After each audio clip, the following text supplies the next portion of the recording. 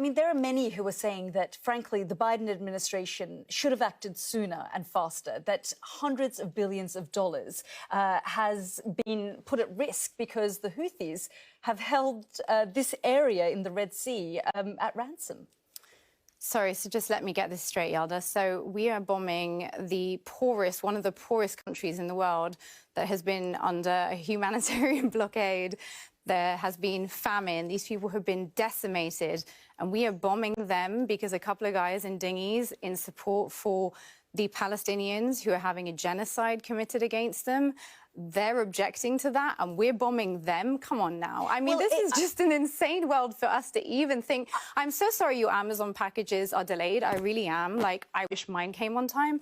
But, you know, genocide, guys, genocide. There are 2 mothers a day dying in Gaza right now. It's 109 days into a conflict in which a humanitarian crisis has been declared to the world day in, day out. By the way, Dr. Francois, there are many who are Yemen watchers who monitor and follow the Houthis who say this is doing wonders for their branding, actually, that it isn't just the Palestinian cause that they're focused on. So call a ceasefire now and end the positive branding. If you want to stop the Houthis doing what they're doing, then call a ceasefire right now. Do you genuinely believe that the Houthis would stop doing what they're doing? They have literally said that that's why they're doing what they're doing. They have not previously blocked those routes for any other reason except this one. So yes, I do. And I also think the West needs to start to understand that you cannot just go around playing cowboys in the world. There are consequences to your actions. You cannot just go around bombing people's countries, ignoring international law and expect no repercussions. For every cause, there is a consequence. And just because you don't like a couple of guys trying to resist, I mean, these are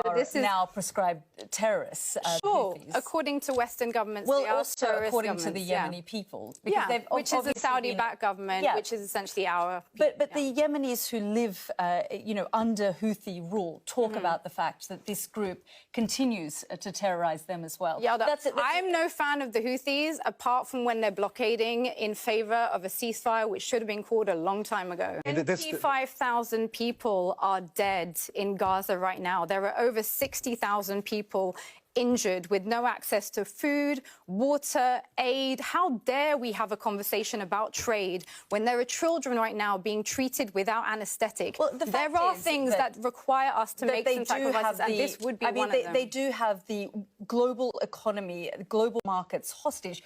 Good for them.